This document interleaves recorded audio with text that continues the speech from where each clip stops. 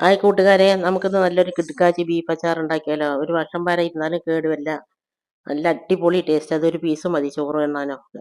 അപ്പോൾ ഇതിന് ഞാൻ കുറച്ച് ബീഫ് എടുത്ത് നല്ലപോലെ കഴുകി വെള്ളം വാർന്നതിന് ശേഷം കുക്കറിലിട്ടിട്ട് ഇഞ്ചിയും വെളുത്തുള്ളിയും ചതച്ചതും ഉപ്പും മഞ്ഞൾപ്പൊടി ഇട്ട് നല്ലപോലെ വേവിച്ചെടുത്ത ബീഫിൽ വെള്ളമുണ്ട്. വെള്ളം നല്ലപോലെ വറ്റിച്ചെടുത്തതിന് ശേഷം അത് വെളിച്ചെണ്ണയിൽ നല്ലപോലെ ഫ്രൈ ചെയ്തെടുത്ത ബീഫിനെ ഇനി നമുക്ക് അച്ചാറിടാൻ വേണ്ടി ഞാൻ നല്ലെണ്ണയിലാണ് അച്ചാറിടുന്നത്.